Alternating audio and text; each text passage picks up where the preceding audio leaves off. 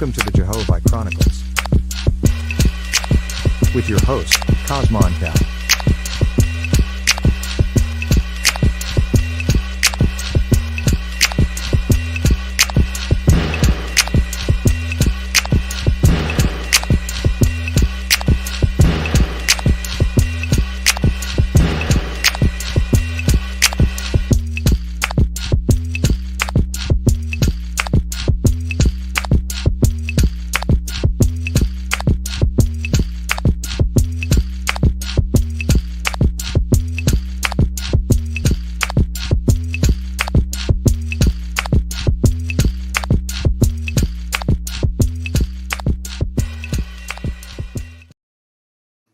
Cause I'm gonna keep it G real. I don't fuck with you cause you disrespecting me. You disrespect my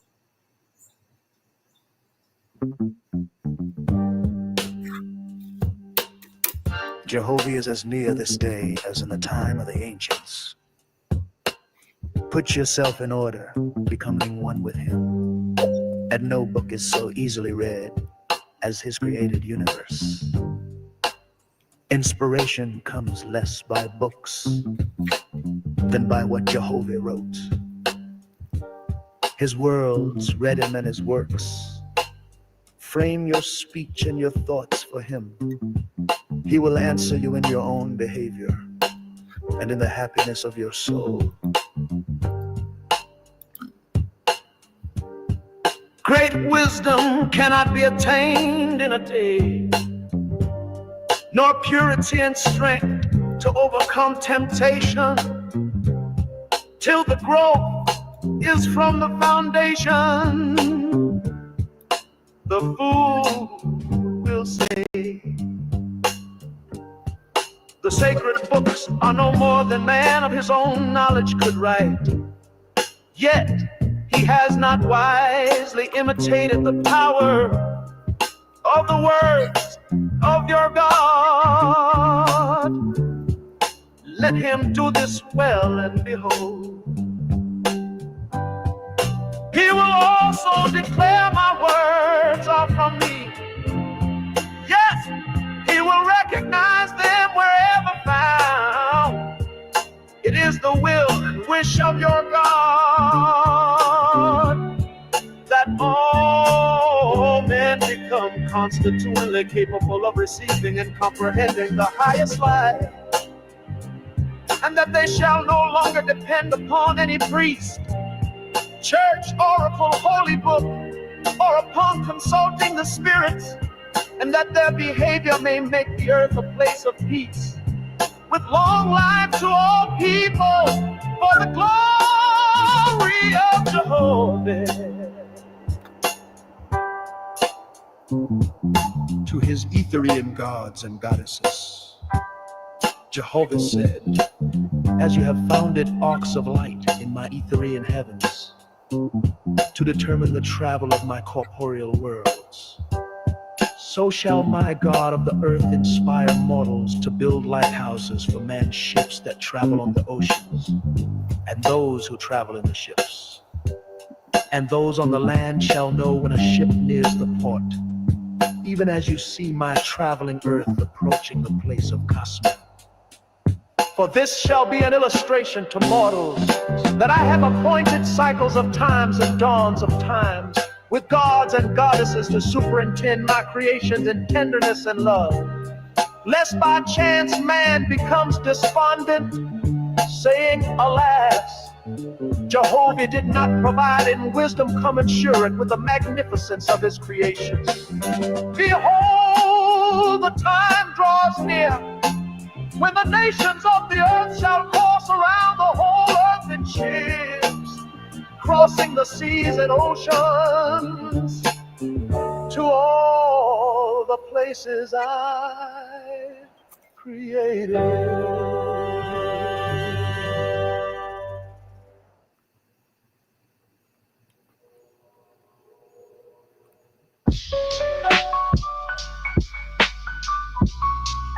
Yeah, I feel good.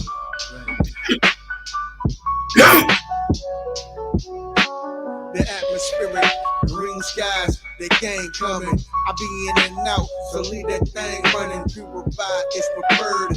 Higher frequency, a higher bird. I observe on a different nerve. Breaking codes, I am the yoga. Deadly as a Ruger. Straight and a shooter. Out the holster with this mudra. Inoculation with the wisdom. Creator shape my prism and hit them with no schisms. Perfect. Region turn the light up. Disappointing like 9 to 5 and some write-ups. Something rearranged. Let that boy cook. Organization 33, stay up in them books. Lead them boys shook. 46 divided, yeah, I'm Fort Michael. It was only rifle that I came up in this cycle. They say they gangsters, but they telling it. Step outside, take off my shoes and let the sun hit my melon. Had to be learned that the herb beat the medicine. It's the same matrix, so who you think you better than? Perfect.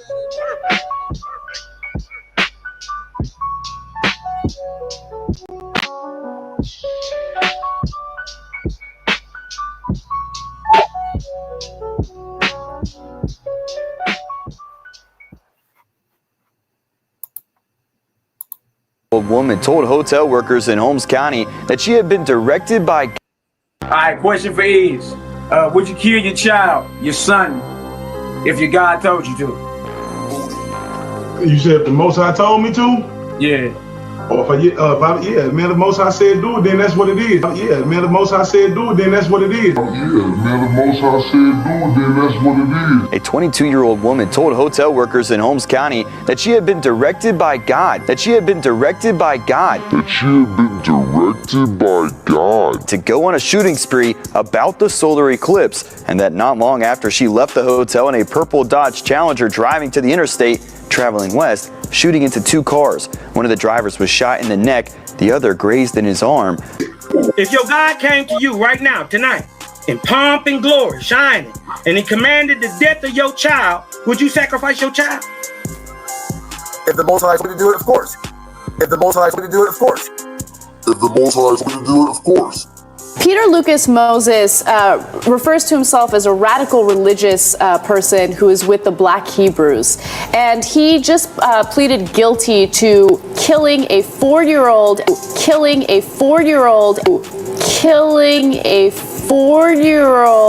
and a woman that he was living with. He killed the 4-year-old because he thought he was gay. Moses believed 4-year-old Higginbotham was homosexual. Klein says Moses took Higginbotham to the garage, played the Lord's Prayer in Hebrew, and shot him.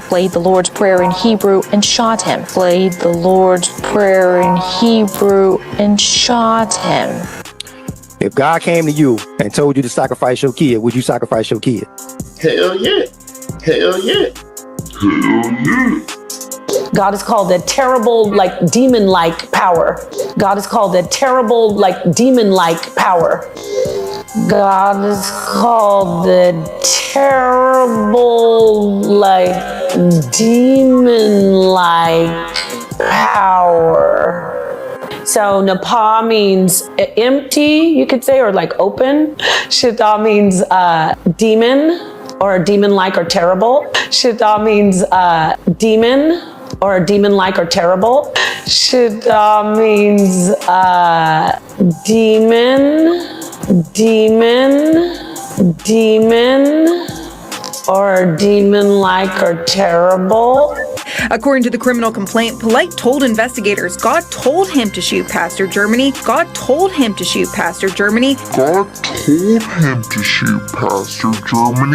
And he wanted to go to jail to clear his mind. Would you kill your child or your grandchild if your God told you to? Oh, man. So that's a yes? Yeah, it's a yes. But I think that it would be a test. I don't think. Look at Malachi's face. I just want to.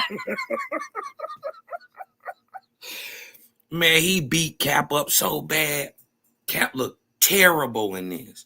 Now, I got to preface this by saying, while they're debating right here, right at this point, Cap is having his very first grandchild that night. I mean, it's being born exactly while they're in the debate. He even has to leave right after the debate because he's going to see his new grandchild be born.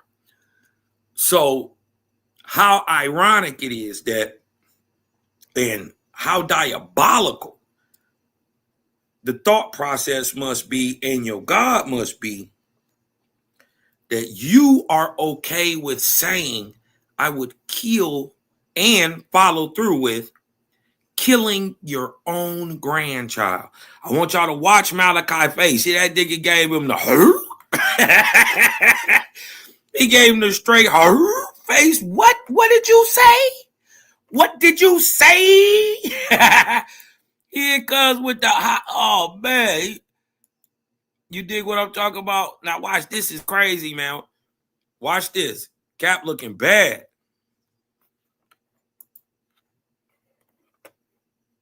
Told him to shoot Pastor Germany. And he wanted to go to jail to clear his mind. Would you kill your child or your grandchild if your God told you to? Oh, man. So that's a yes? Yeah, well, it's a yes. It's a yes. It's a yes. But I think that it would be a test. I don't think the Lord would actually tell you to do it. I think it would just be a test. That nigga belly eye shot up. He said, nigga, you fell for that? That's all bad, Cap. You don't see how your God got you do?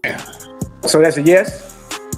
Yeah, well, it's a yes. It's a yes. It's a yes. But I think that it would be a test. I don't think the Lord would actually tell you to do it. I think it would just be a test because we can see. You'd be willing to go through with it?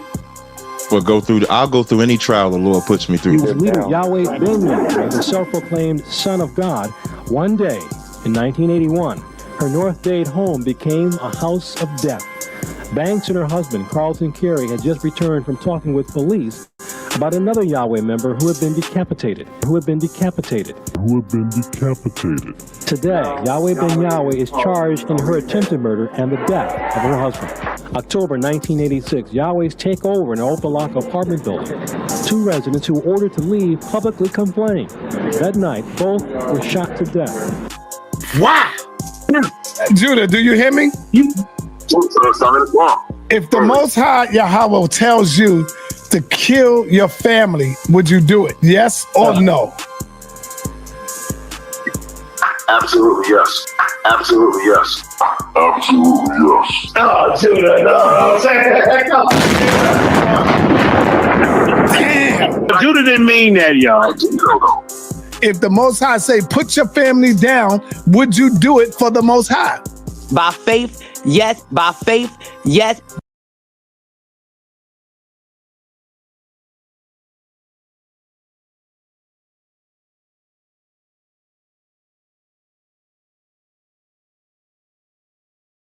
We got a judge in Israel.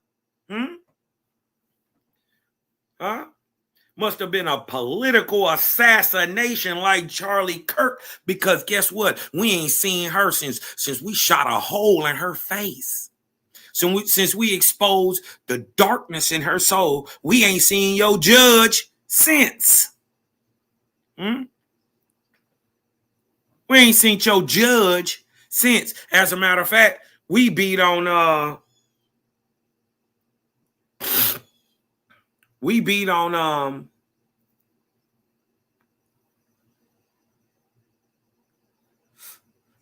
y'all right, Elder Tiny Gun, Yara, beat on him so bad he didn't change his name.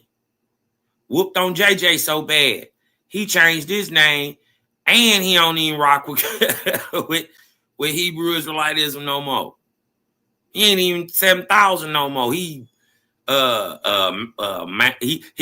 whooped him so bad he think he Mally.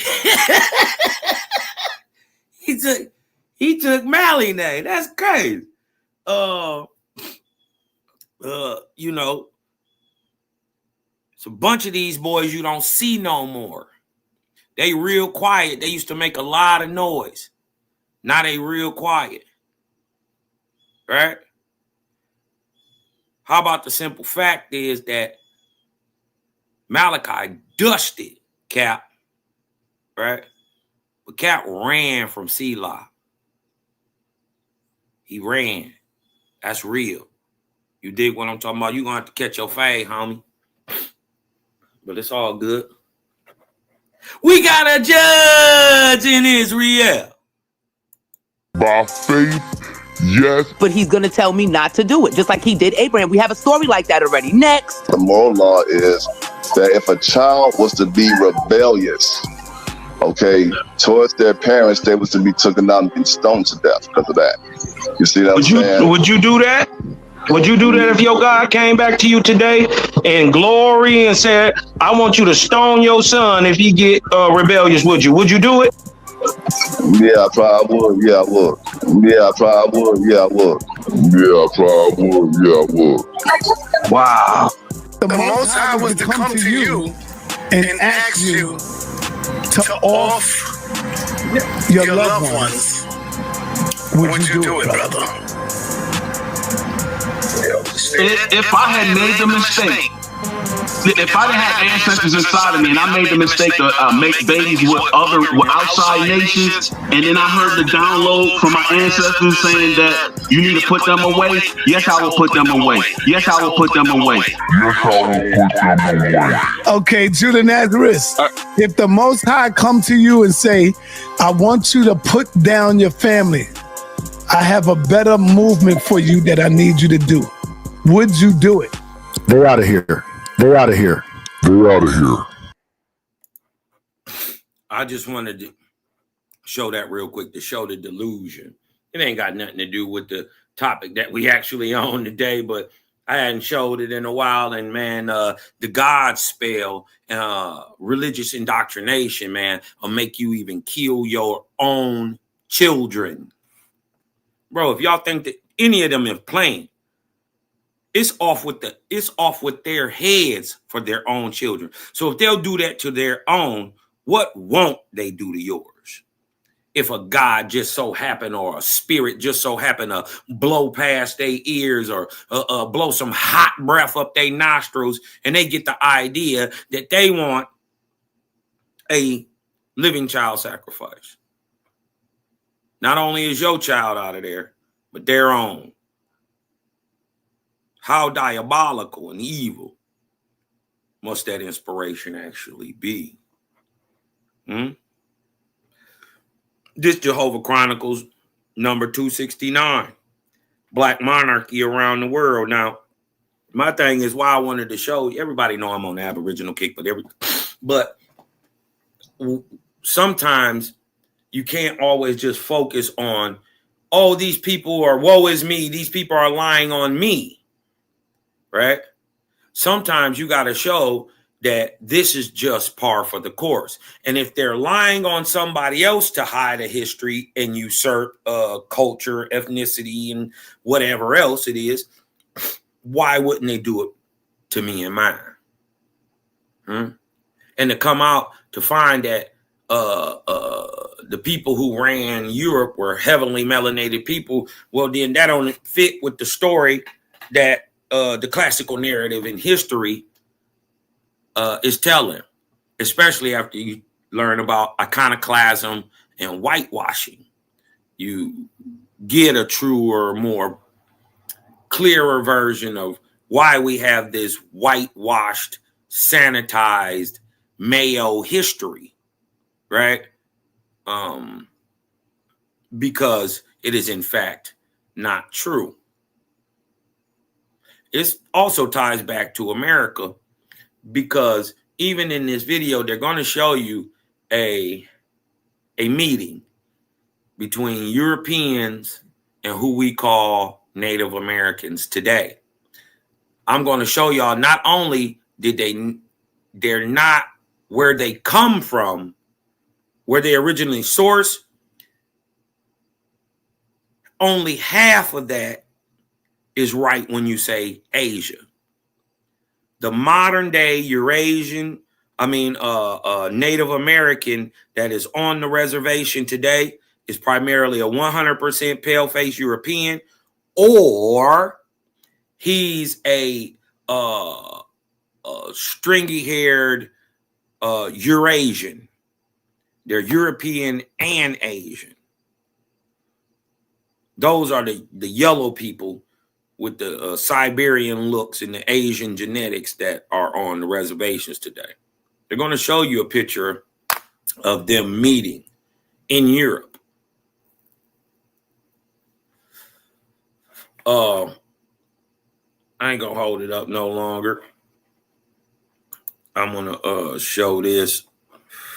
Shout out to everybody, man. Gang up in this thing. C-La, VP. What's up, man up in this thing? What's the word, Jelly Bird?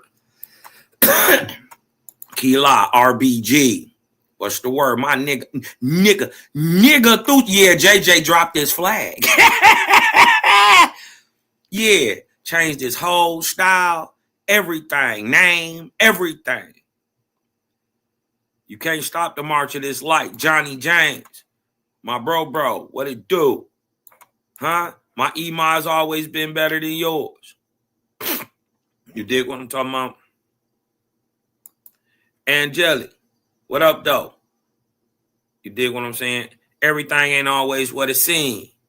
You dig what I'm talking about? But there's always peace and progression. I'm going to just put that out there. Elijah 7. Bishop X. What's the word, Jelly Bird? Dig what I'm talking about, T-Bro? What's going on?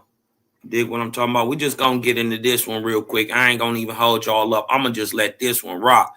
This is Jehovah Chronicles number 269. Black monarchy around the world, huh? Hidden, now revealed, y'all. They've been hiding this stuff. You dig what I'm saying? They've been hiding this information. And now I just want you to think about it. If they've been lying and hiding the histories of these people for hundreds and hundreds of years, what they've been doing to the people right here, what they've been doing to your people. Have you at any time, this may be, you may need to look into something if this is true for yourself. Were you at one time called African American? Also called Black? Also called Negro? Also called colored? Also called Indian? Huh? Also called a free person of color? Were you called a freedman? Why do you have 8, 9, 10 names? Maybe they're trying to hide something, fellas. We see that they're hiding the true history of the people in Europe. Huh? Europe is heavenly melanated. Where do the people go? They told you them stories too. Well, maybe they twisted around who was the slave and who was the king. And since they lying about who the king was, and you about to find that out today, why wouldn't they lie about who the slave was? Let that sink in for a second. Let's cook. Shout out to the Black History Channel and all that stuff. You dig what I'm talking about? This is ancient Black Europe. Let's cook. History tells us that Europe's kings were all white, but hidden in chronicles, in cathedrals, and in statues across the continent are the faces of black rulers who wore the crown. For nearly 800 years, from Spain to Sicily, from France to Germany, black Moors ruled thrones across Europe, and their names were erased. This is their story, 10 forgotten black kings of Europe, whose reigns shaped the very foundations of the West. It begins in the year 711, when a general of African descent crossed the sea from North Africa with an army of Africans. His name was Tariq ibn Ziyad, and the rock where he landed still bears his name, Jabal Tariq, Gibraltar. Christian chroniclers wrote of him with awe and fear. Rodrigo Jimenez de Rada, a Castilian writer centuries later, recalled him as the black-skinned Saracen general who brought ruin upon the Visigoths. The earliest witness, the anonymous author of the Chronicle of 754, painted the moment with terror. The reins of their horses were as fire, their faces black as pitch. The noble Goths were broken in an hour. O luckless Spain. Imagine being able to build an app with your name on it, just by thinking about it. Meet Base 44. Tariq's arrival was more than a conquest. It was the opening of a new age. His victory shattered the old Visigothic order, and from the ashes rose a new kingdom, Moorish Spain, where Africans would rule on European soil. From that beginning came dynasties. Abd al-Rahman I, a prince of the fallen Umayyad house, fled through Africa after the massacre of his family in Damascus. In 756, he established himself in Cordoba and built a new emirate. The Arab historian al-Makari described him. He was of dark complexion, tall, and of noble African bearing. Abd al-Rahman was more than a survivor. He was a builder. Under him, Cordoba grew into a capital of power and sophistication. Gardens bloomed, libraries multiplied, and the Mosque of Cordoba began to rise, its arches a statement of a new order. He proved that Moorish kings were not simply invaders passing through. They were rulers of Europe itself. Generations later, Abd al-Rahman III declared himself Caliph of Cordoba in 929, making his kingdom the equal of Baghdad and Cairo. His power was vast, his learning profound, but his appearance was remembered most vividly by those who saw him. The historian Janina Safran notes, drawing from Arabic sources, that his complexion was dark, his hair was thick and curly. His African ancestry was clear. Yet in European paintings centuries later, he was often whitened, his true features denied. Under Abd al-Rahman III, Cordoba became the most advanced city in Europe. Hasdai ibn Shaprut, a Jewish envoy, marveled that it contained more than 70 libraries and learning from Africa, Arabia, and beyond. The city's streets were lit by lamps, while London and Paris remained dark and muddy. A black caliph presided over Europe's jewel. The line of kings continued with the formidable Al-Mansur ibn Abi Amir, remembered in Christian lands as Al-Mansur. Rising from humble beginnings, he became the most powerful man in Cordoba, leading over 50 campaigns against the Christian north. Ibn Idari, the Moorish chronicler, wrote simply, "He never lost a battle." In 997, his armies carried the bells of Santiago de Compostela's cathedral on the backs of Christian captives to Cordoba. His name was spoken in France with dread, the Black General Almanzor, whose raids shook Christendom. His power extended beyond Spain, proving that Moorish kingship was a force across borders. From the Sahara itself came another king, Yusuf ibn Tashfin of the Almoravid dynasty. Ibn Khaldun, the great historian, described him. Dark of skin, thin and ascetic in his dress, but mighty in his command. When Christian armies threatened to overwhelm Moorish Spain, it was Yusuf who crossed into Europe. At the Battle of Sagrajas in 1086, he crushed the Christian forces and restored Moorish control. He ruled both Morocco and much of Spain, a black king whose empire spanned 2 continents. Yusuf built Marrakesh into a capital, but his shadow fell over Europe, where his victories preserved the Moorish thrones for generations. The Moors did not confine themselves to Iberia. In 827, they invaded Sicily, and by the 10th century, rulers like Hassan al-Kalbi transformed Palermo into one of Europe's greatest cities.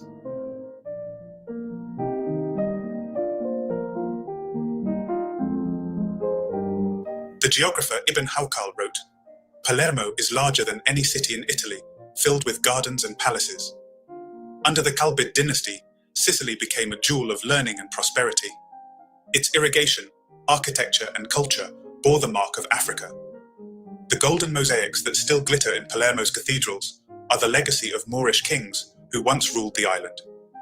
Another African dynasty that cast its shadow over Europe was that of Al-Mu'izz ibn Badis of the Zirids. Though his seat was in North Africa, his reach extended across the Mediterranean into Italy.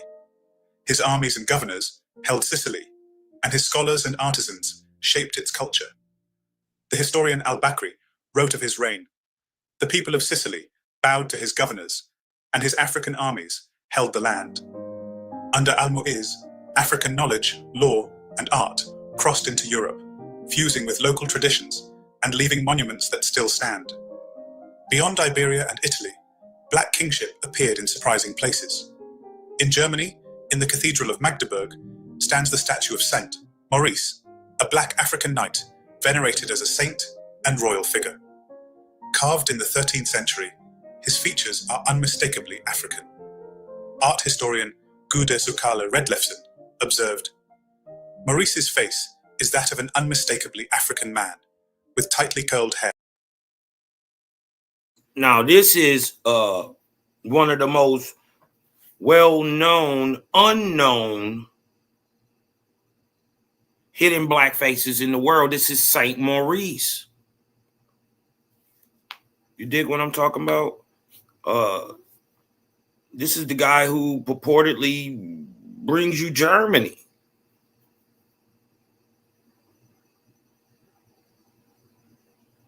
Let that sink in a second. How much are they really lying about? And full lips, carved in stone, at the very heart of Germany. Here was a black king, immortalized, not in chronicles, but in stone, honored as a symbol of chivalry. This ain't no this also, notice this ain't no hundreds of thousands and 5,000 years. No. It's just 600, 700, 800 years ago. And what y'all gonna end up learning is the game really didn't change till the 1800s.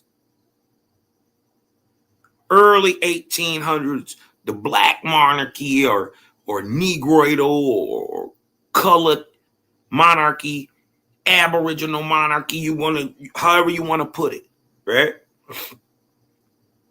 Didn't really start getting replaced till 1848. The last of which is a man named Friedrich, who kicked a bunch of people up out of Europe in 1848, the year of revolution, the year of what? What started in 1848, y'all? Just we could talk, just for a minute.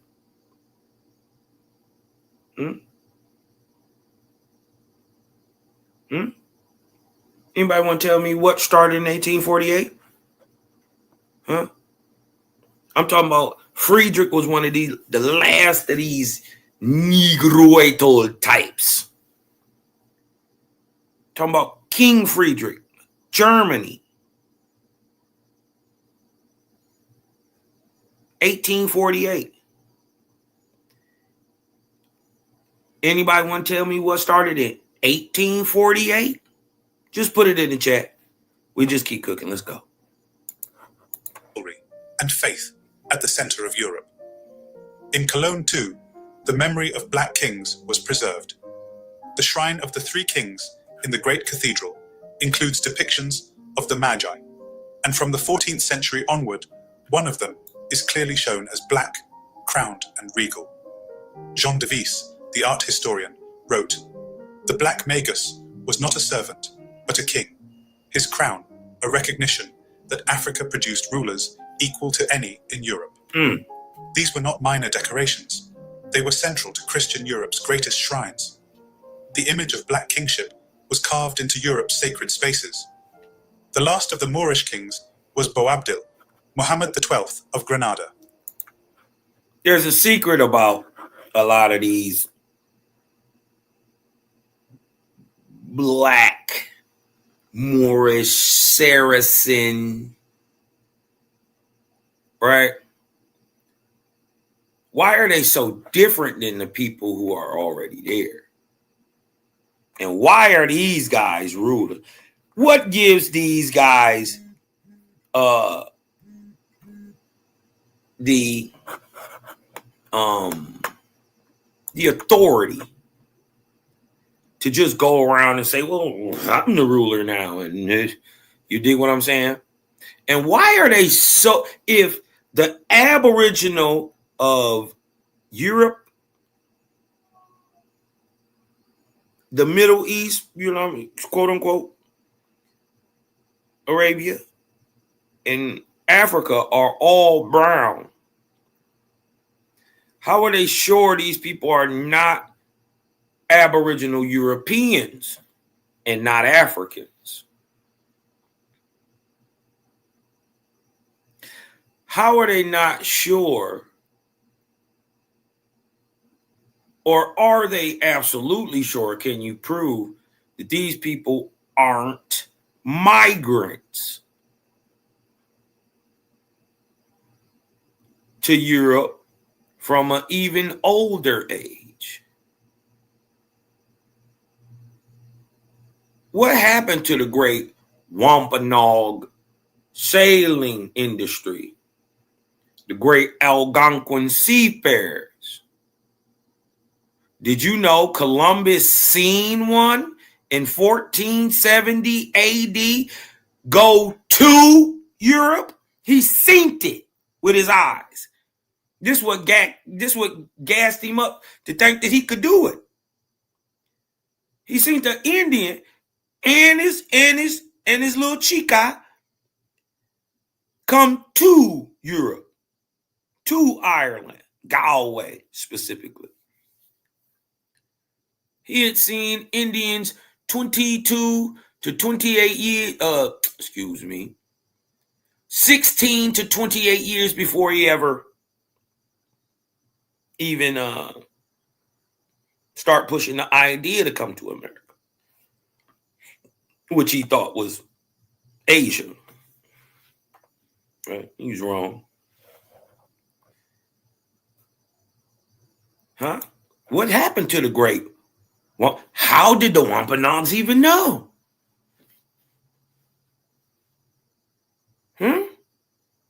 Why are you sailing that far out in the Pacific? Maybe you had already been there a bunch of times. Maybe your people is already there. Just a thought. I ain't pushing nothing on nobody. Huh? We got evidence to show.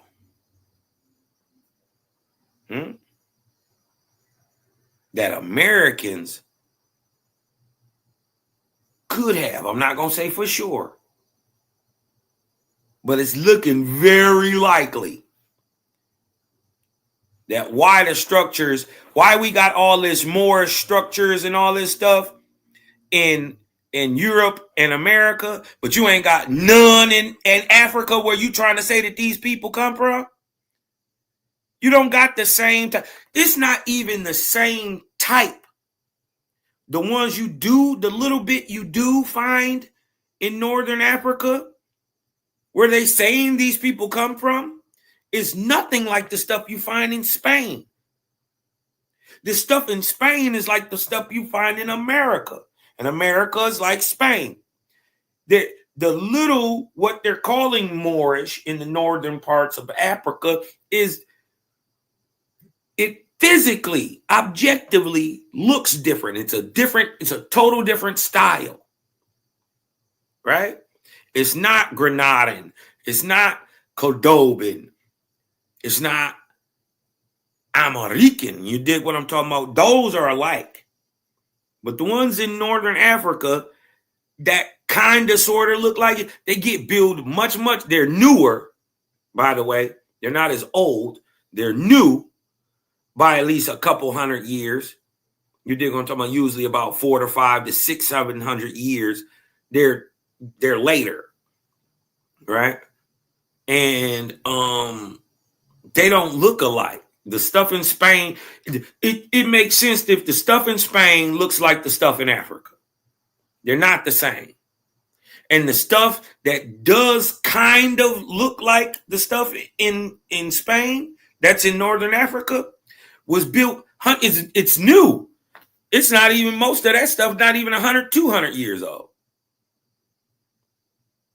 It was built in the 1900s, most of that stuff. You dig what I'm saying? So it's not even new. It's copying a style. I mean, not even old. It's copying the style. It's new. So there's evidence to show that people have been coming across.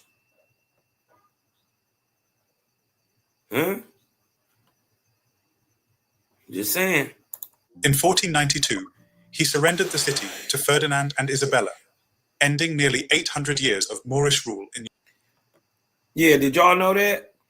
Ferdinand, I know that, look, and they showing Ferdinand and Isabella. Man, if I show you Ferdinand right now, Ferdinand, a brother.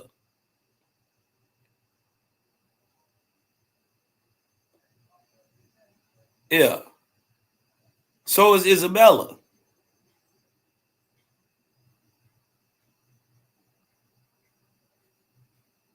Man, listen, not just him. Yeah. So are they. Who they working for? Lou Among. Lou Among got these niggas. Europe. Spanish historian Luis del Marmol Carvajal described him. His features were Moorish, his skin dark, and his eyes deep with sorrow when he left Granada. His mother's words are said to have cut him deeply. Weep like a woman for what you could not defend as a man. With Boabdil's exile, the line of Moorish kings in Europe ended. Yet even in defeat, he remained a king of African heritage, the last in a line that had ruled from Gibraltar to Sicily, from Cologne to Cordoba. For 8 centuries, Europe's thrones were not only white. Black kings ruled its cities, built its palaces, and commanded its armies. Tariq ibn Ziyad opened the way.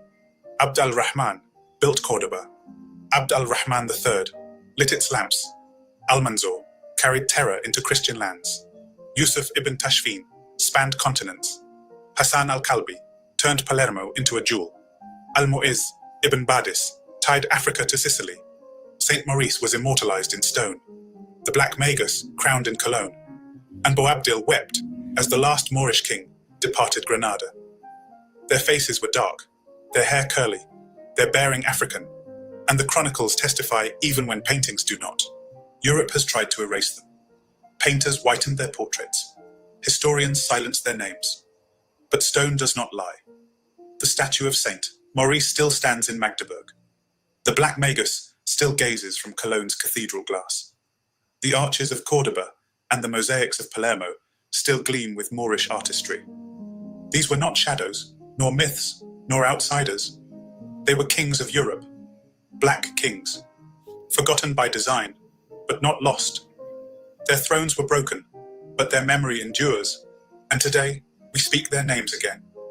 The sea was crossed, the banners raised, Europe trembled, the world amazed. From Africa's shore, the Moors set sail, and history bent beneath their trail. Tariq came with a firestorm's hand, his warriors dark as the desert's sand. The chronicles cried in mournful strain. The reins of their horses were as fire, their faces black as pitch. The noble Goths were broken in an hour. O luckless Spain! Abd al-Rahman built Cordoba's might, where lamps of learning outshone the night. In halls of marble and gardens wide, the wisdom of Africa would not hide. Al-Manzur struck with iron will, and all of Christendom fears him still. Yusuf came with Saharan flame, and Europe remembered the Black King's name. Palermo blossomed, mosaics shone. Hassan al-Kalbi claimed that throne. Al-Mu'izz stretched his hand across, and Sicily bowed beneath his cross. In Magdeburg, carved deep in stone, Saint Maurice stands, his black face known. In Cologne's glass, the Magus reigns, a crown on his brow that still remains. Boabdil wept when thrones were gone, but Moorish glory forever shone. 8 centuries their banners flew, and Europe's heart their blackness knew. Though history tried to lock the door, their truth breaks chains forevermore. So speak their names, let memory soar. These black kings ruled, forgotten no more. In the shadowy reaches of the Caucasus Mountains, where the wind and dodge the hijack, right? The only reason they keep saying Afro is the same reason they keep calling you African American, only because you're brown. Right? Never mind the fact that every Aboriginal everywhere is brown. You can't show me a white Aboriginal nowhere. That's not how it works. Right? That's not how it works. So, yes, you can have melanated people from the Caucasus regions. They've been there, never left, still there today. You can have melanated people from Russia. They're there. Melanated people in Asia, India, ancient Persia, Arabia. You dig what I'm talking about? Europe.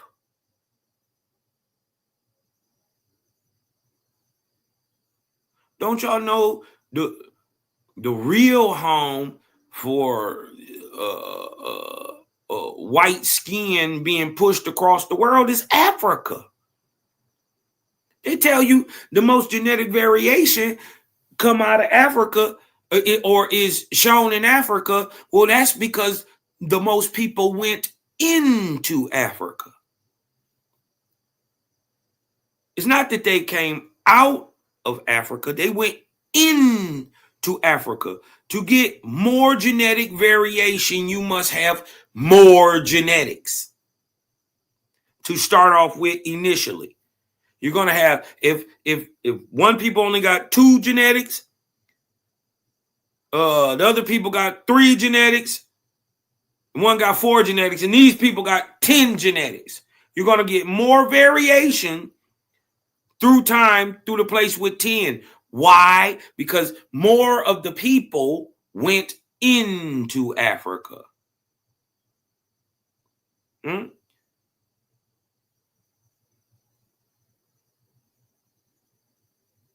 Y'all got, okay. We got to get past the colorism. There are brown Europeans, white Europeans, yellow Europeans. You got all the spectrum for everybody. Is it exactly the same? No, and it shouldn't be. Right? Because it's different types of human. And you only the way you are because your ancestors were. That's it. There's no secret to it. There's no nothing else. Right? You got them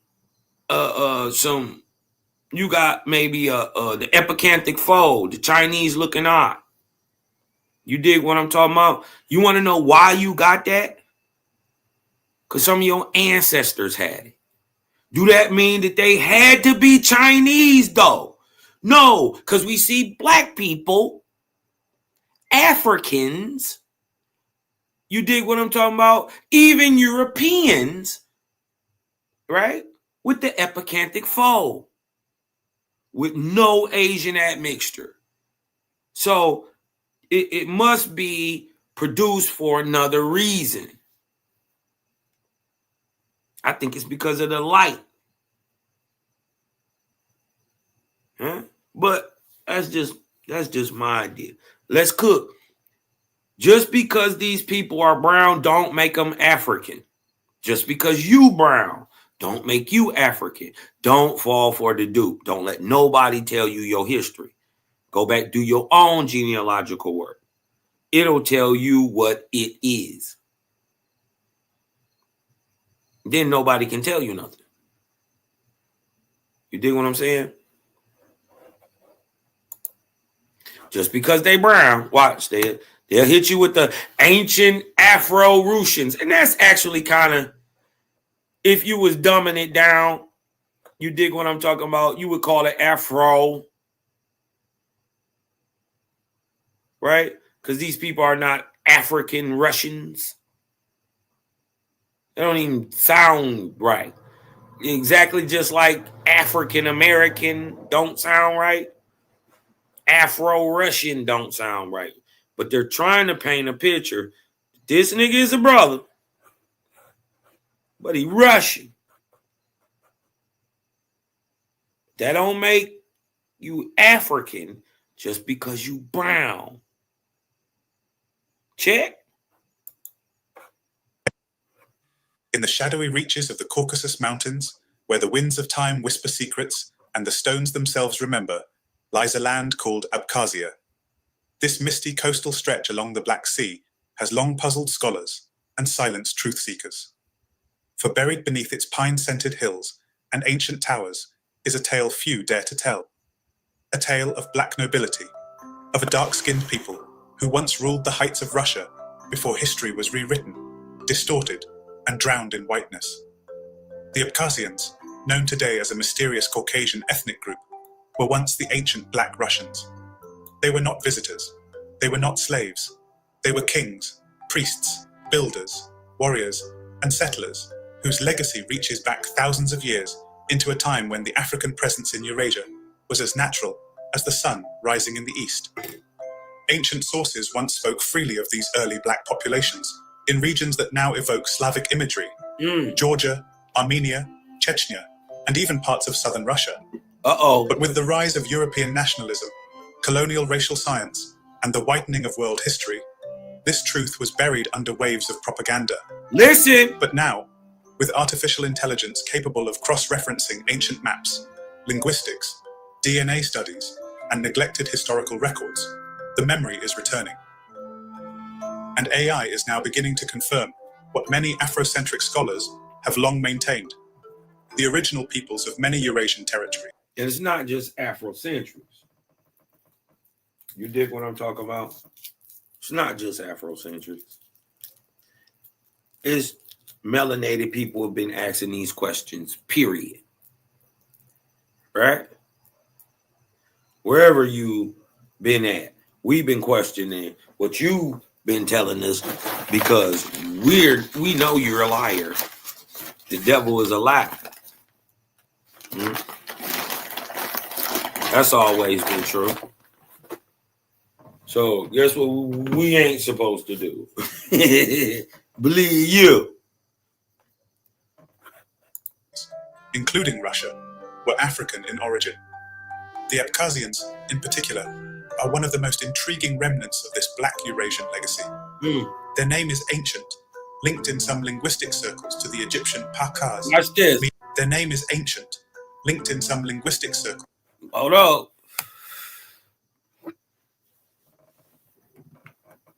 Huh? Them are all one people. Oh no, he got white skin, cuz man, he not Abkhazian or whatever they call themselves. Abkhazian. Huh? He can't be that. He can't. I won't allow it. I'll just cry and deny it, Kazman. They can't be the same people. Huh? Look. She looked Roman. She looked like she from Chechnya somewhere. She looked Slavic. He looked like he Ubuntu. Nigga from the Congo, northern Sudanese or something. He could be right over there. And no, this nigga he looked like he killed a nigga and smoked a Marlboro afterwards. He ride camels and on various AK-47s. This is an Arab. Nigga, Persian. He looked Persian. Mama is damn near racially ambiguous. She could be Sicilian. Look at Pops. These two are his son. Let that sink in. Uh-oh. But these three are all her children. Let it sink in. See what they do when the genetics mix? It just do what it want to do. You can't control that. So she not an Abkhazian because her skin not as brown as theirs? They brother and sister.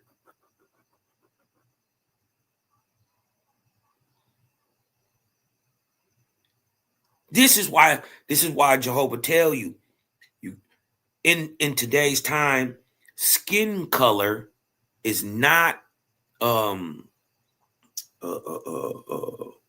logical, nor is it scientific proof or proof in any way of who and what you are genetically, ethnically, culturally. You can't judge a book by its cover, y'all. I'm not up here caping for nobody. I'm just saying, how you gonna, if you gonna rock with the Abkhazians, how you gonna hate Cuz? Is he not an Abkhazian nigga? Yeah. Guess what? So is she. So you can't hate on people because of their skin color because you don't know them. Because if you rock with the Abkhazian and if you shoot at her before you ask her, are you Abkhazian?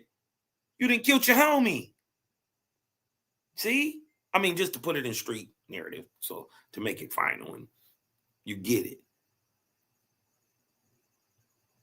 You can't tell what an Afghanian, you can't necessarily tell what an Indian looks like, but you can tell what an Aboriginal look like. We gotta look. Even around the world, it's a look. And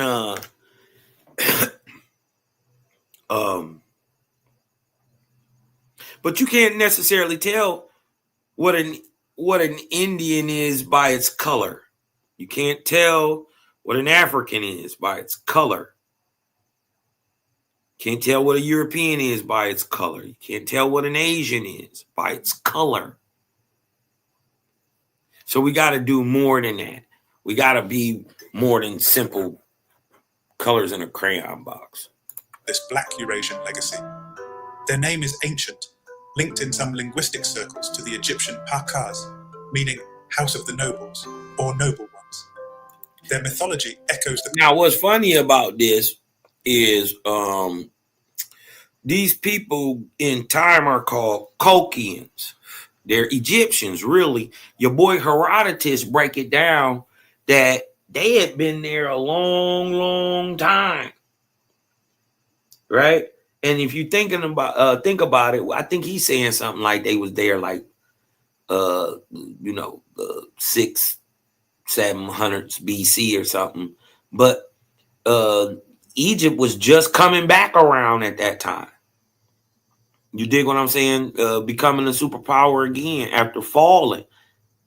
You dig what I'm saying? But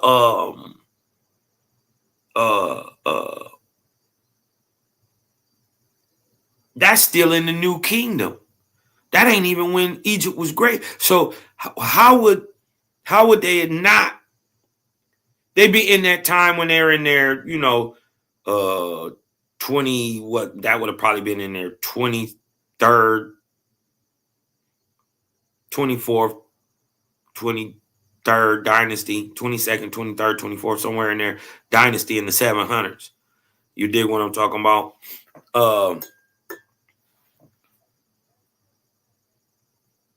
If they there then, and as a matter of fact, the dope part about this is historically, at this time, your boy, the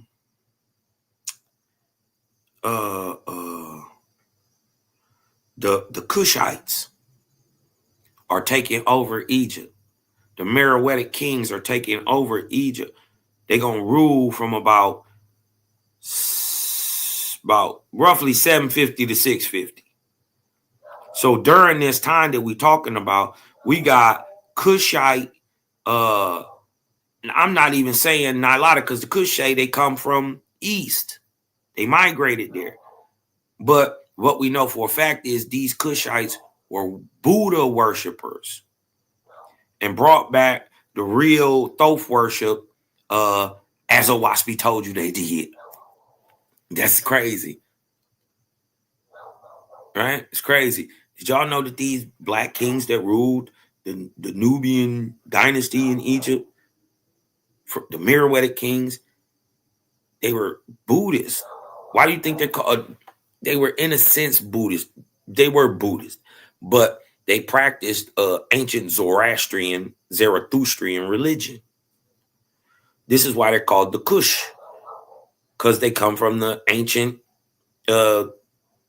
kingdom of Kushan. But why do they call them the Kush? because they wear the kushti. It's the religious dress of the Zarathustrian and Zarathustrian priests. It's like a shawl with two knots in it. It's a knot that go in the front and a knot that go in the back, and it tie around your waist. It's called the kushti. You dig what I'm talking about? So the people call themselves the kush. Anyways, I broke that down a few shows ago, but y'all need to go back and look at that too. But check this out, man. These are Black Caucasians. Cosmologies of Nubia and Kemet, with ancestral spirits, divine kingship, and ritual practices that seem far more aligned with African spirituality than European orthodoxy. Even today, their songs and dances bear an uncanny resemblance to West African traditions. Their polyphonic chanting mirrors that of the Mbuti of the Congo. Their circular war dances resemble those of the Dogon. And their facial features, when examined in pre-modern paintings and early photographs, betray a distinctly African physiognomy. Broad noses, full lips, tightly coiled hair. One might ask, how could Africans have ended up ruling in the Caucasus? The answer lies not in modern colonial migration, but in pre-Ice Age human movement, and in the forgotten kingdoms of prehistory. You see, the notion that all ancient Black history belongs south of the Sahara is a fiction, a colonial invention. The truth is that Black humanity once covered the earth. Before the coming of lighter-skinned Eurasian tribes, the people who walked the steppes, the mountains, and the riverbanks of Europe and Asia were dark. Their bones have been dug up in places where no one expected them. Their DNA is still being found in the strangest of places. In 2017, scientists uncovered a 10,000-year-old skeleton in Cheddar Gorge, England. The man, affectionately dubbed Cheddar Man. This is an Aboriginal European. Huh? No, breathe it in, right? 40,000 BC. It's just a European. I'm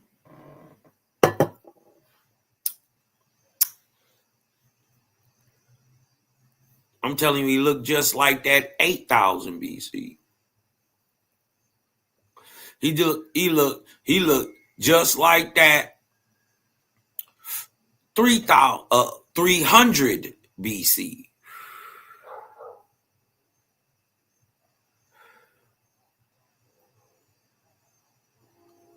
Don't let the smooth taste fool you. I know. You just spilled that yak on that $200 suit, didn't you, huh? Coffee all on your little Stacey Adams, huh? Yeah. That's a European. Cosmo ain't gonna tell you nothing I don't know nothing about. Was found to have dark skin and blue eyes, clearly Black in phenotype. I want y'all to know I haven't seen this yet. Y'all watching this just as I'm watching it. You dig what I'm saying? I like to give a honest reaction to what's going on. You dig what I'm saying? But didn't I tell y'all? Funny, he going on to just double down on what I'm saying. Genetic analysis confirmed what the bones had already said. Early Britons were not white. They were Black. If Black people lived in ancient England, is it so difficult to believe they also thrived in Russia? One must remember the global movement of the Natufians, the earliest known builders of villages and religious shrines, who emerged from North Africa and migrated into the Levant and beyond. They brought agriculture, mathematics, architecture, and African spirituality into Asia and Europe. From there, early African migrants moved into Anatolia, the Caucasus, and southern Russia. The Abkhazians may have been among their descendants, establishing principalities long before the emergence of the Rus, the Slavs, or the Tsars. Some historians even speculate. Mind you, all those names, Rus, Slavs, all those are 100% Egyptian names, and give birth to the foundation and are letters and names from the foundation of the Proto-Indo-European language, which is Sumerus. It's the other language that was in Egypt. Yeah, you spoke Ge'ez, you wrote it in Demotic, They had a whole second language that goes on to be the Proto-Indo-European. So we know for a fact that there ain't no Sim in the tribes of Shem. There ain't no Sim tribe. So where do the Semites come from? Right? The Reubenites come from a tribe called Reuben. Why do they call it Reuben? Because he was one of the sons. Well, show me the Semite, right, who is birthed from a guy named Sim. That goes on to birth a language and a people. I'm telling you, the Proto-Indo-European language is Semiris. This is where the Semi and Semite comes from. It's why it's in Europe. Why? Because at the fall of Europe, at the fall of Egypt, where did they go? Huh? Where did the Ptolemaic dynasty go? Where did all the people who had for hundreds of years been mixing up in there, in with the Nilotic people and all that area, where did they go when they were kicked out?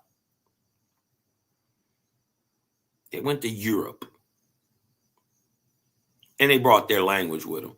Just like Americans would still bring Spanish with us. Even though we speak English, we would still speak Ebonics inside that English. Even in that English, we would still throw signs.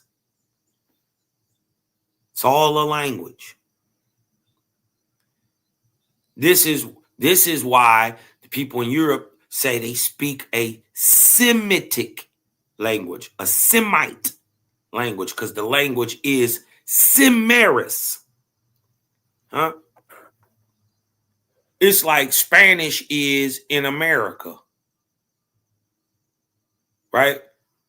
English is the dominant language in the world. Well, at one time, the Egyptian tongue was dominant in the world based on the older Phoenician, but the Egyptian was dominant. Everybody spoke it. Right? Just like everybody speak English today. Well, in that society, because the society is not one single thing. Right? America's just not Indian. It's also Germans and Jewish folks and Africans and whoops and wops and everybody.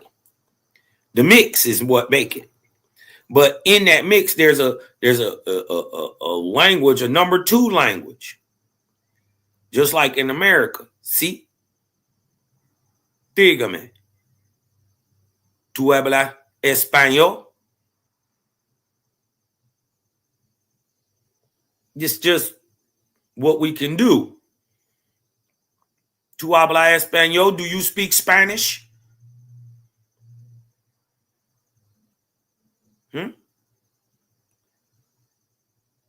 That is Semiris to Geese.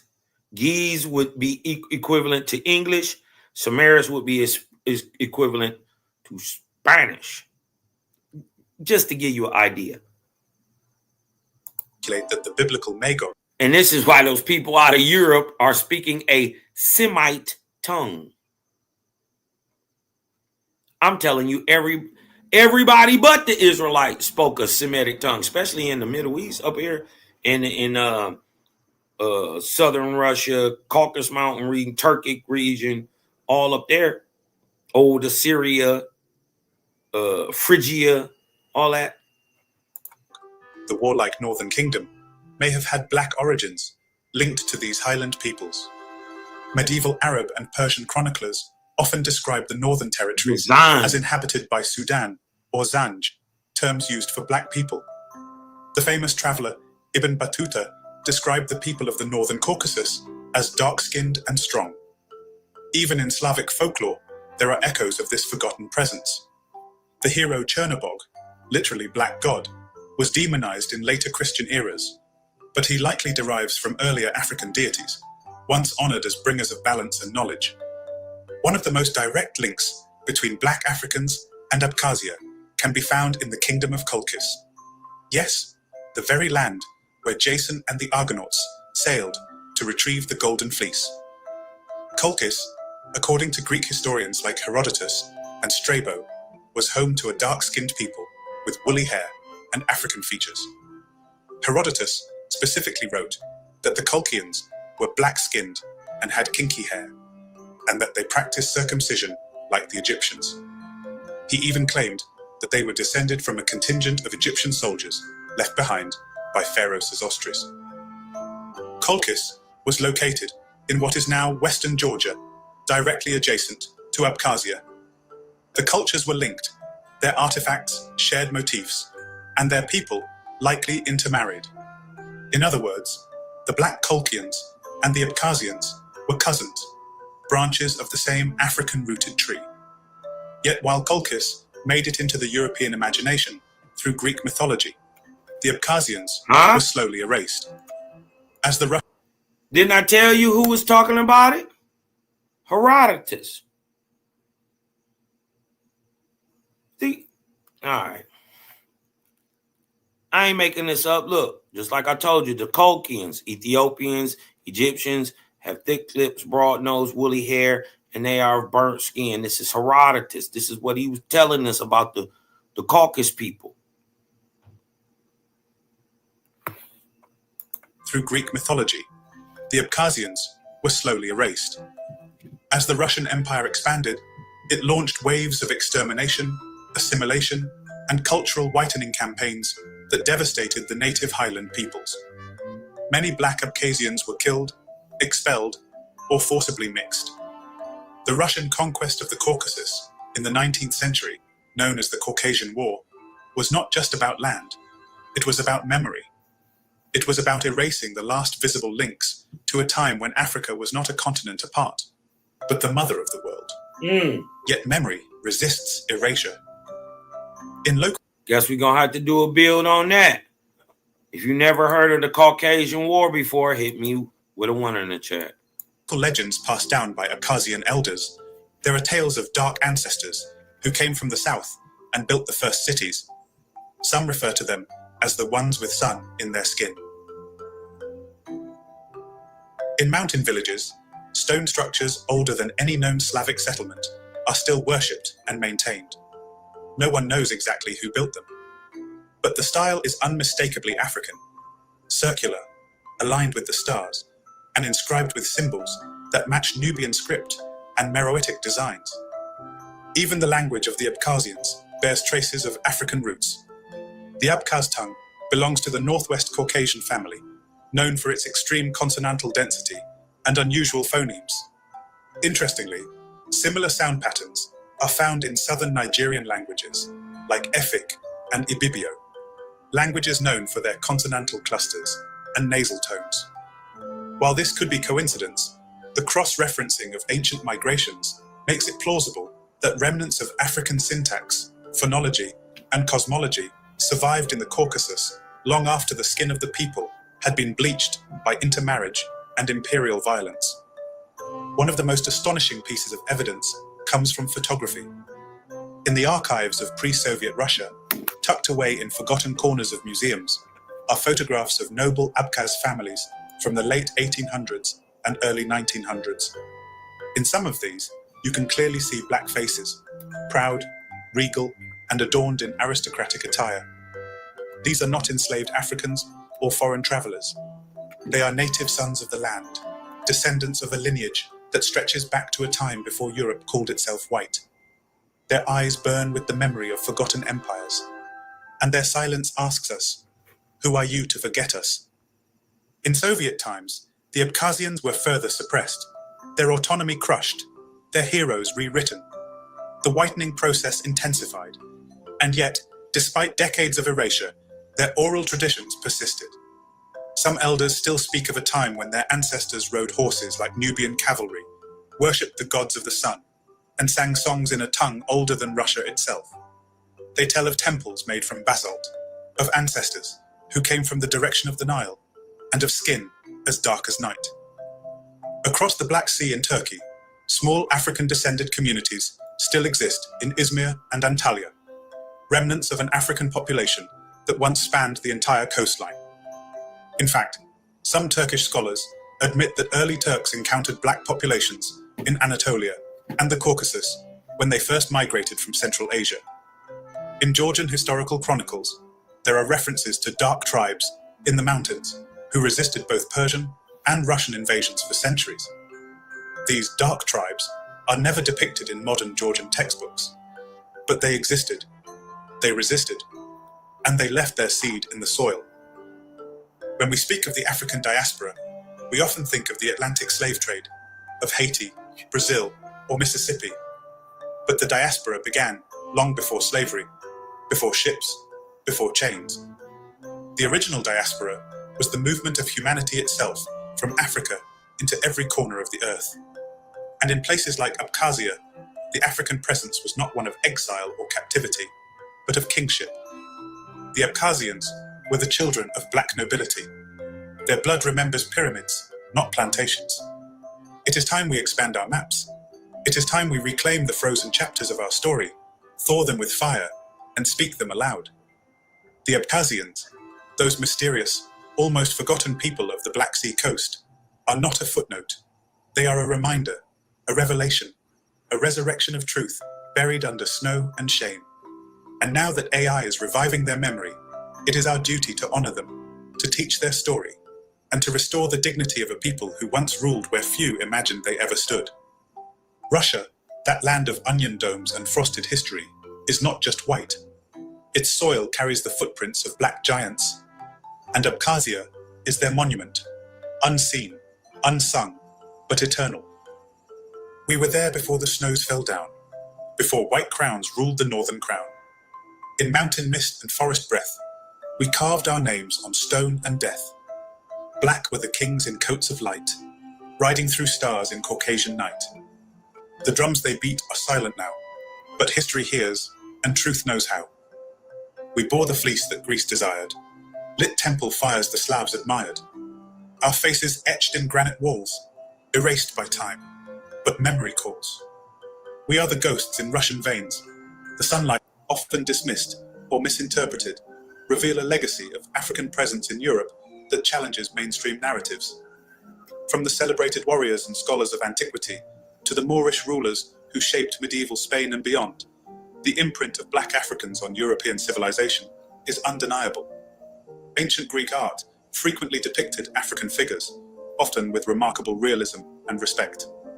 The Greeks, who were in regular contact with Egypt and other African civilizations, acknowledged their influence in art, philosophy, and science. The historian Herodotus, writing in the 5th century BC. Y'all know who that is? Sometimes we don't really, they show the picture. What up, Jazz? Brother Malachi up in this thing. Bishop X up in this thing. What up to all y'all? Do y'all know who that is in the middle? Because, see, they tell us the story you did want to talk about, but then, you kind of get the whitewash version of really what's going on. Do y'all know who that is in the middle? Anybody in the chat? Put it in the chat real quick. I hate to have you thinking so early in the morning, but that's what I'm supposed to do. You dig what I'm saying? Get your mind sharp early in the morning. Get you thinking about some stuff you weren't even thinking about. Right? Because I wasn't even thinking about this. Who is that? Huh? That's Hercules. I thought Hercules was a big hulking white man, a really good looking white guy with a club. Huh? Y'all see Hercules with his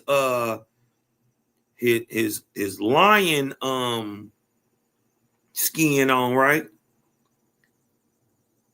They ain't tell you Hercules was a nigga. Huh?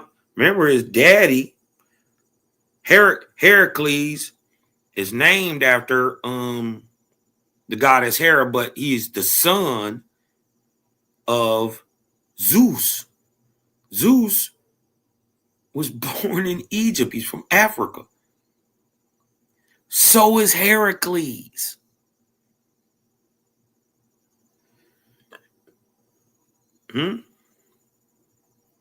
Bastus, where he was born, is in Egypt.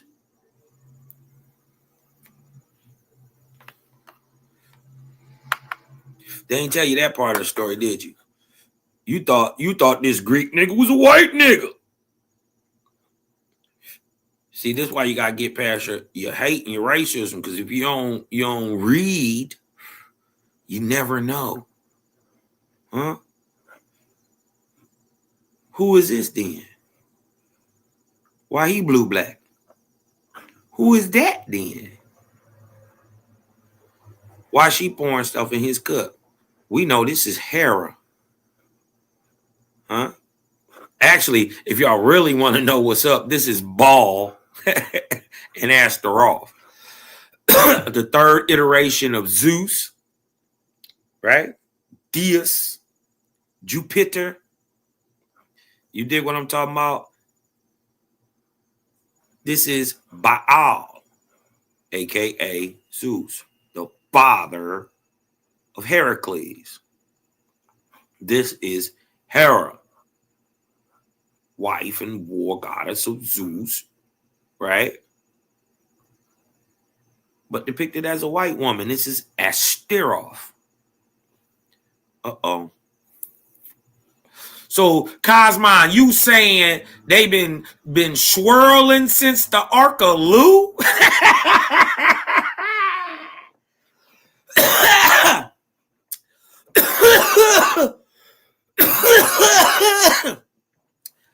Brothers been knocking down that white milk chocolate, huh?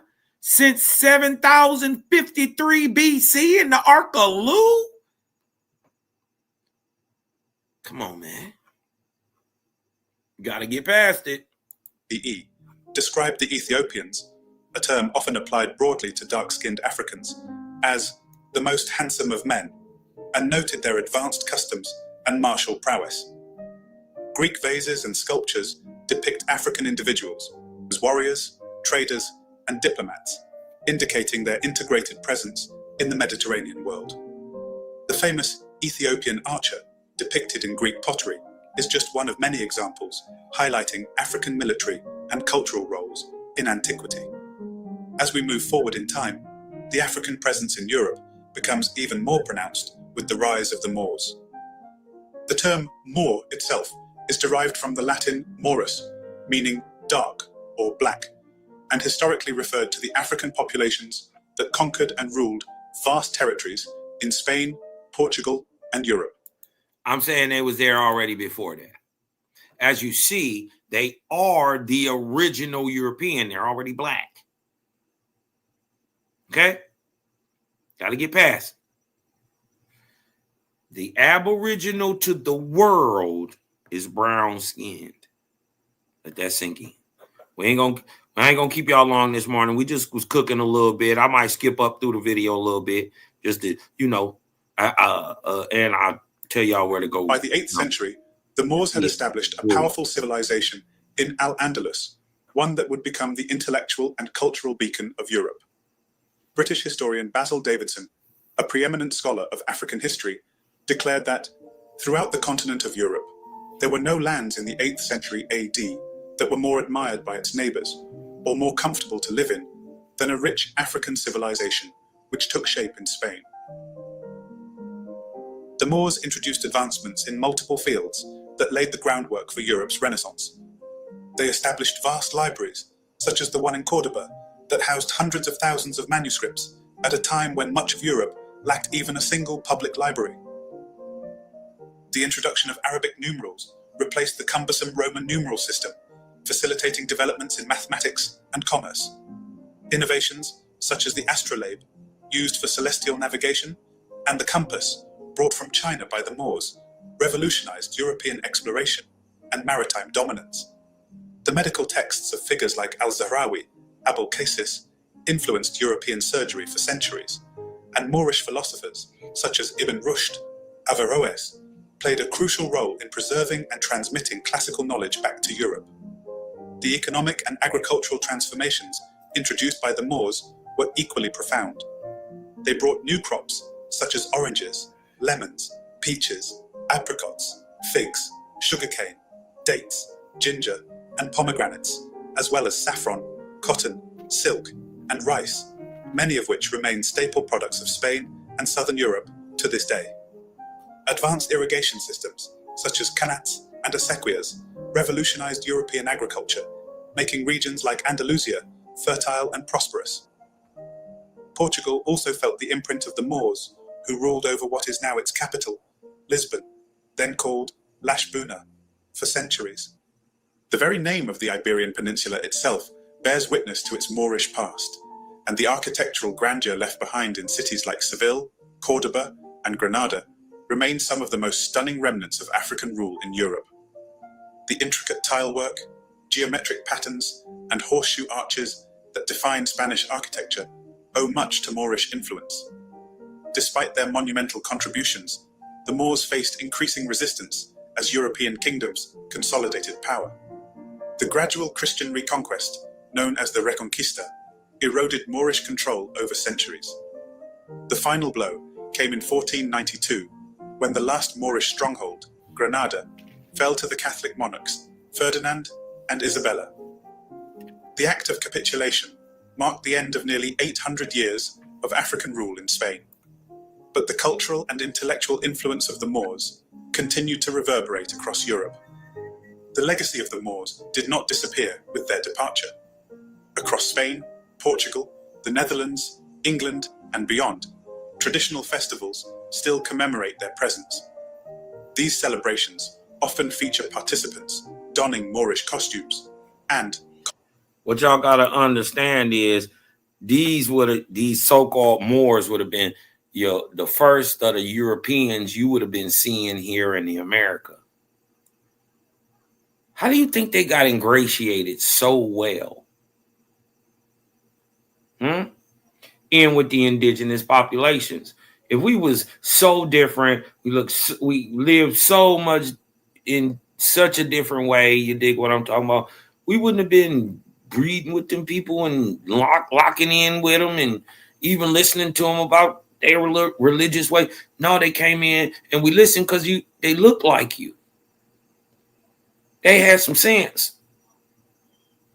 They knew how to wash their ass. They was cultured. You dig what I'm talking about? They weren't all dirty heathens, but they wasn't good neither. Because behind your back, they were still scheming. And this is how you get much of what they tell you is your European genetics. You dig what I'm talking about? They be thinking it's a white boy. That's not necessarily true. As we just seen earlier, many of the white boys was getting shipped to Africa, being sold out to the Eastern world and into the Western world in America. So yes, Cosmon is saying that primarily the people who got on any slave ship and got brought to America were pale-faced Europeans, primarily. And Europeans of all types and colors, but primarily pale-faced Europeans. These people go on to be called Africans. This is why every time, this is how they know, every time you mix an African with anything, it turned to a mulatto. How? If the American you mixing with is already black. If the Polynesian you already mixing with is already black. If the East Indian you mixing with is already black, how do you prove that this child is a mulatto if they're coming out brown? Because the African is already white. This is how, listen, they did a number on us, yo. They did a number on our people. Controversially, some European countries have historically employed blackface in their reenactments. While some have pushed back against these portrayals, The persistence of these traditions is a testament to the lasting imprint of African nobility in Europe. Remember, so even when they say African, that don't mean nothing. That just means two white people, you black. That's all that means. You got brown skin. Because they saying the people from America, who from America is somehow African. Well, the thing that we don't look alike. We don't act alike culturally, ethnically, none of that. Black people and Indians or Africans and Indians only look alike to white people. We don't look alike to each other. We're not the same people. We're different. We're all people. We're all brothers and sisters, but we're different. We grew up in different places, ate different food, had different culture. Different things happened. You dig what I'm saying? We're different. Human nonetheless, but different. I'm starting to think more just mean Aboriginal European. I'm just saying. One of the most prominent of these festivals occurs on the evening of January 5th, when Spain celebrates the arrival of the three wise men, Balthazar, Melchior, and Gaspar. In this Dia de los Reyes Magos, the figure of Balthazar, often depicted as a black African king, is central to the parade. While modern discourse has sparked controversy over the use of blackface in these festivities, it remains an annual reminder of the deep-rooted presence of Africans in European history. Beyond these festivals, another enduring testament to the African presence in Europe is the vast number of aristocratic family crests bearing distinctly African imagery. These heraldic symbols, found in the lineage of noble European houses, depict African figures as ancestors of distinguished families. The visual evidence on these crests suggests a long history of intermingling between African and European elites, a reality often omitted from popular historical discourse, according to Goodwin, in his 1957 work titled Africa in Europe. The scholarly tradition of the Moors was not isolated. It was deeply rooted in the knowledge systems of West Africa. The great empires of Ghana, Mali, and Songhai had long established centers of learning, such as Timbuktu, Gao, and Djenné, where scholars gathered to study and debate science, philosophy, and mathematics. These centers were critical in maintaining and advancing knowledge that would later influence European intellectual traditions. In conclusion, the African imprint on Europe is undeniable, despite centuries of historical revisionism and erasure. From the artistic depictions in Greek and medieval European art to the Moorish reign over Spain, Africa's contributions to European civilization were vast and transformative. The echoes of this history remain visible today in architecture, science, heraldry, and cultural traditions that persist across the continent. It is imperative that this legacy is acknowledged and studied further to provide a more comprehensive and accurate understanding of Europe's true historical tapestry. The Viking Age is often portrayed as a time of exploration, conquest, and expansion by Scandinavian warriors. However, one of the lesser-known but critical aspects of Viking society was their involvement in the global economy, including... Now, I don't know if y'all know that the Vikings were a mixed group of people. Many of them was blue-black, and that's where you get your word Dan and Dub and McDub and Mick anything. You dig what I'm talking about from your Pictic, Gaelic, Celtic, Viking stocks. But the Vikings was working hand in hand with the Ottoman Turks. Remember, who was they warring against to overthrow in World War I? Anybody know? Who were they warring to overthrow in World War I? The Ottoman Turks. Guess who they still was trying to overthrow in World War II? Yeah. All right. So they were working hand in hand with the Vikings.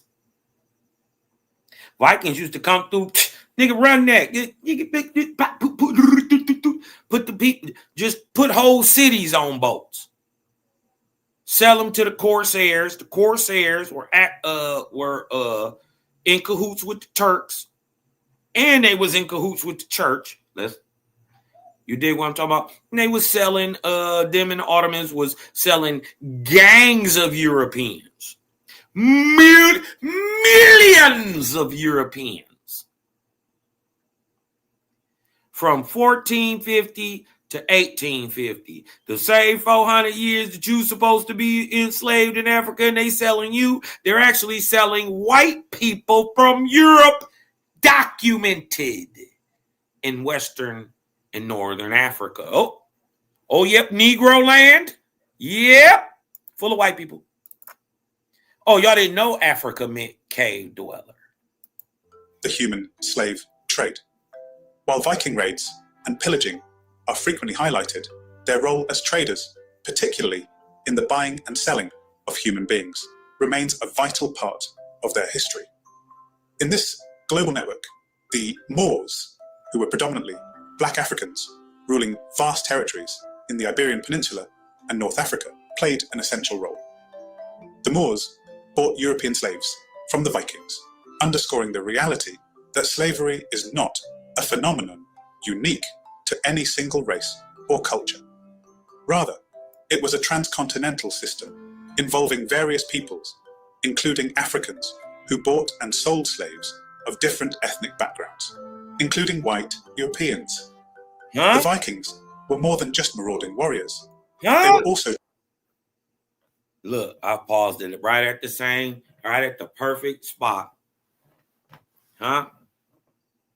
Who are the white Europeans meeting? Ain't that your so-called Native American? And this is why when we see them today, they are Eurasian. This is where the people come from, bro. They didn't come from the West. They didn't even come from Asia, Siberia way. Total different people. These are your peasantry of Europe. These people get undergirded by the United States government and given land in the Americas. In the 1860s, they start coming in 1812. 1804 to 1807, they start coming here en masse. These people come from the East. These are your modern day engine. Well, they're Native Americans. Yeah, your modern day Native Americans, they're Eurasian. Crazy that they got a picture of it. Look, and they got the people coming out the woods on this side. You got the more seafaring people on this side.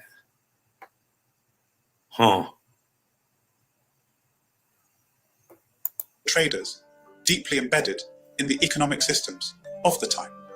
Slavery was an integral part of their society, as it was for most civilizations. And Viking raids often resulted in the capture of slaves, known in Old Norse as thralls. These captives were either used for labor within Viking households and farms. But they were also sold to the Corsairs and the Turks after they raided the Guinea coast. So this is why when they repopulate the people in the new area that take them, they called that area the Guinea coast. They took all the Guineas and put them there.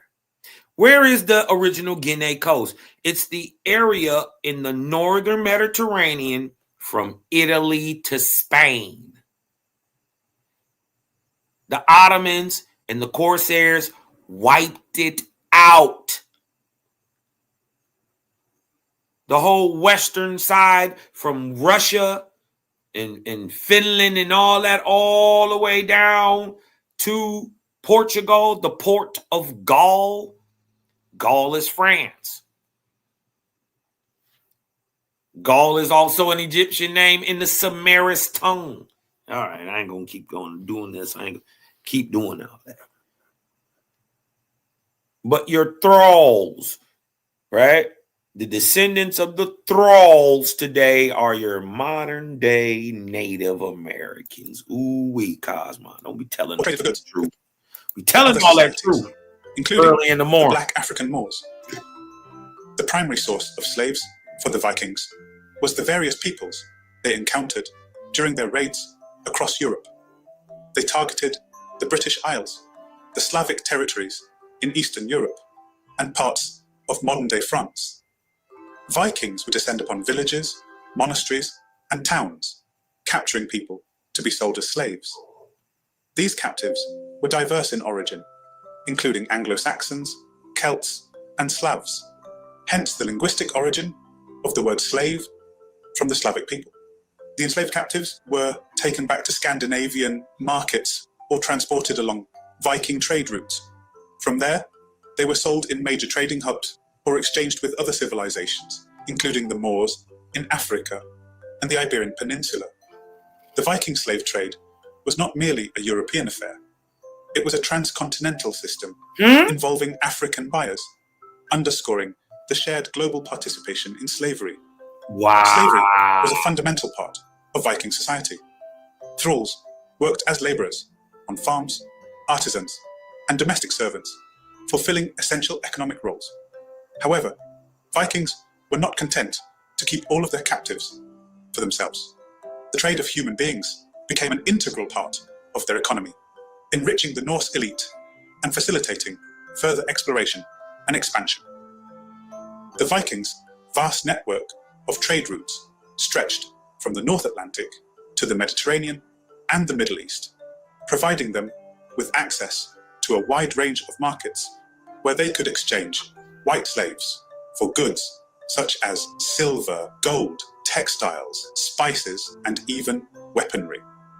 The exchange of slaves for wealth further empowered the Vikings, making their long voyages possible and their dominance over certain regions of Europe more secure.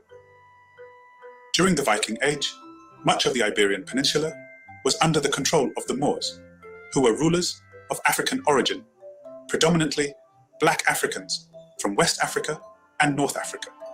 These rulers, who established the Umayyad Caliphate of Al-Andalus, were known for their advanced civilization, which was marked by significant achievements in science, mathematics, philosophy, and architecture. The Black Moors created a cosmopolitan society in Iberia that became one of the intellectual and cultural centers of the medieval world. Slavery, while often seen through the lens of European involvement, was a widespread institution across the African and Islamic worlds, long before and during the Viking Age. African and Arab traders had been capturing and selling slaves for centuries, with slaves coming from various ethnic backgrounds, including both Africans and Europeans. In Moorish society, slaves were acquired through warfare or trade and played a variety of roles, from domestic workers and artisans to soldiers and laborers. The Black African Moors were part of a global network of trade that connected Africa, the Middle East, and Europe. They were eager buyers of European slaves who were valued not only for their labor, but also for their exoticism. This challenges the conventional narrative that slavery was a one-directional system where only Africans were enslaved. In reality, Black African Moors, like other civilizations, bought and sold slaves of different races, including white Europeans. This participation underscores the global nature of slavery and dispels the myth that it was a racialized institution from its inception. Wow, I never seen this picture before. Look at this, the slave dealer. It's a black dude selling a white woman. Wow. This is not what they told us in history. And look at the Arab. It's a fat white guy. Huh. Huh. I told y'all. This is the same thing that was going on in the 1860s. They was fighting to free these thralls, these Native Americans, the know-nothings. Huh? The Slavs and slaves in America. America was willing to undergird the European peasantry. As long as you came and fought in the war. That's what happened to Africans too. They came over here, they wasn't slaves. Right? Playing that old narrative like y'all us. Y'all not POWs. Right? So it's definitely not what they told us about. And I think I found me a new topic to talk about. You dig what I'm saying? I got some good ones out of this one, man. I was kind of, just listening, taking notes. And one of the things that blew my mind was the Caucasian War. Did y'all know about the Caucasian War? We know Russia was black in the 1800s, 1700s. Just that, not that long ago, 1800s. Right? How did it go white? It's called the Caucasian War. Learning a little something. Every day you learn a little something, man. That's why I get up. That's why I like to watch the video with y'all. You dig what I'm talking about? You get kind of like a more authentic, stuff on the spot. You dig what I'm saying? That I'll be thinking about. You see, I've already, everything that I was saying it before they did. Or we saying the same thing. You know what I mean? So I know he's telling a lot of truth. He's telling all truth. That's why I showed the video. And plus, I'm not stuck on I'm American. I hate now. Since I know I'm American, I hate Africans. Nah, I ain't. I'm not goofy like that. You dig what I'm saying?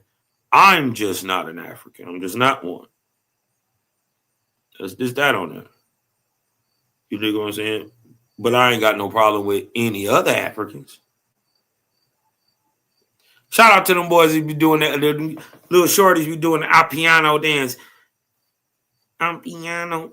That you dig what I'm talking about? Shout out to the Ampiano dancers. I don't be tripping.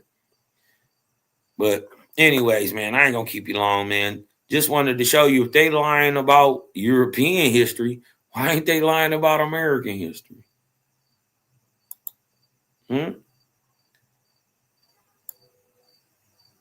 If they lying about European history, what makes you think they not lying about American history? If they lying about who the real people is over there and they brown, why are they trying to convince you to real people over here? And first of all, the original people everywhere are brown, but they're trying to convince you that the original people in America ain't brown. They're trying to convince you that the original people in America come from other places other than America. We see that as a tool of iconoclasm.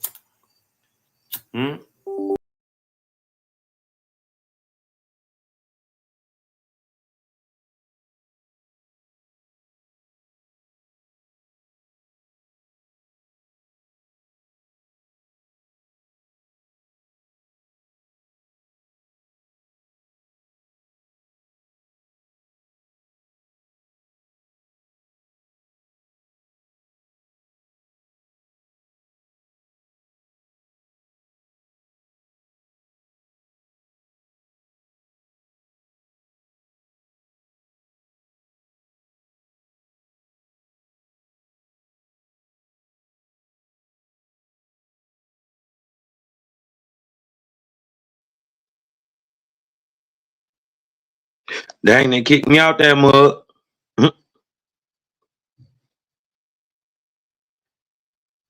And they kicked me out. But it's all good. Right back like a left son. But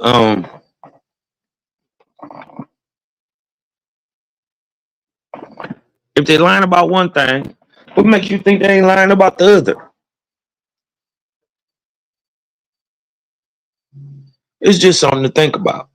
You dig what I'm talking about? I'm not going to tell nobody which way to turn, which way to believe or do nothing. You dig what I'm talking about? But I'm going to definitely give you the information and see it in a more broader and fuller way. You dig what I'm talking about? Challenging what you knew. So you can challenge yourself. It ain't for me to challenge you. You dig what I'm talking about? It's for me to give you the information for you to make better decisions because you got more information. Logic and common sense. Axioms, facts, and figures. Things that are objectively proven. That can show light. That can move. Lean in that way. Lean in that direction. As a wise we say, if you stay on that path, you'll easily show who among you has actually a higher life. And you won't be one of these guys who are just talking, saying things. You'll be able to prove things objectively. And I think those are important in these days, man. Not to just be talking, to tell somebody something and then show them how to do it themselves. Don't just, don't just tell them about the knowledge, get the knowledge. And then whatever they do with it is on their own. But they know now, So, with that being said, man, I'm going to go and get up out of here. You dig what I'm saying? Shout out to Cosmon Cow. Cosmon Cow, boy, I'm going to tell you something. He is a problem. He is a problem when it comes to these Hebrew Israelites. Y'all better stop playing. He is a problem. Cosmon Cow is a problem. Creator gang. Yeah, the gang coming. Creator gang coming. Turning up the light and watching boys start running. Let me tell you something, we ain't out here doing nothing. I can tell you scared, boy, niggas stop fronting. It was all in the plan. Creator gang is crazy. Boy, y'all better pay attention.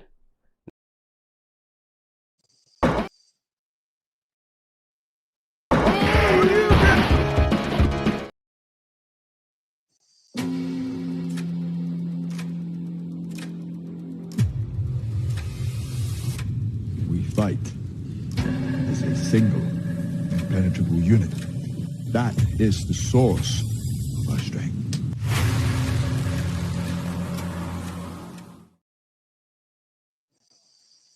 Hey, y'all breathe in.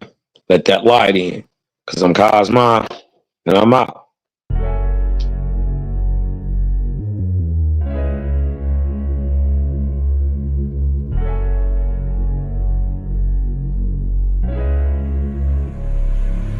And oh yeah, put that Super 7 in the air. Tell me how you feel it when you're feeling up there. When you in the sky breathing rarefied air. When you're breathing rarefied air, oh yeah. Put that Super 7 in the air. Tell me how you feeling when you feel it up there. When you in the sky breathing rarefied air.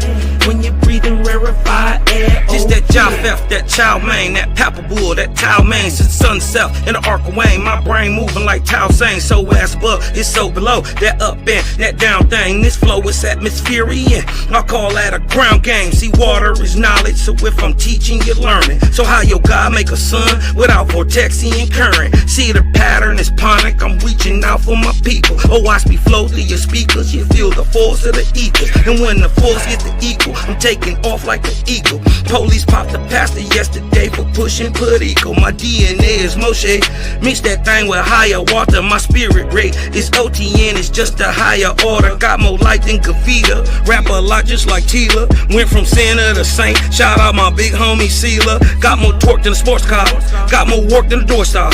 In the 4 million I make, I'm giving the Dr. Umar, oh yeah. Put that Super 7 in the air. Tell me how you feeling when you're feeling up there. When you in the sky breathing rarefied air. When you're breathing rarefied air, oh yeah. Put that Super 7 in the air. Tell me how you feeling when you feel it up there. When you in the sky breathing rarefied air. When you're breathing rarefied air, oh yeah. Super 7 in my rites and ceremonies. I'm married to Jehovah, holy matrimony. Confucius say, in the words of Caillou, before you hit the tomb, be a bridegroom. Only got one question for Miss Susan B. On how to last Ahu when it's now a ennui. Blame my inspiration, I'm just thinking thoughts. But in the way of God's, we gon' keep it short. Why Jesus wanna kill me, Matthew 10:34. Just a couple questions that I'm needing to know. Oh, watch me flow, it's so potent. Set the vortex in motion. Super 7, I'm floating across the Aegean Ocean. Oh, you a Muslim now, so I guess you making salat. Well, I'm a Israelite, I'ma make him at the Shabbat. Got Moses on the bumper, super slap off in my spaceship photosphere. So I stay lit, peace and light to the faith is so yeah. Put that Super 7 in the air. Tell me how you feeling when you're feeling up there. When you in the sky breathing rarefied air. When you're breathing rarefied air, oh yeah. Put that Super 7 in the air.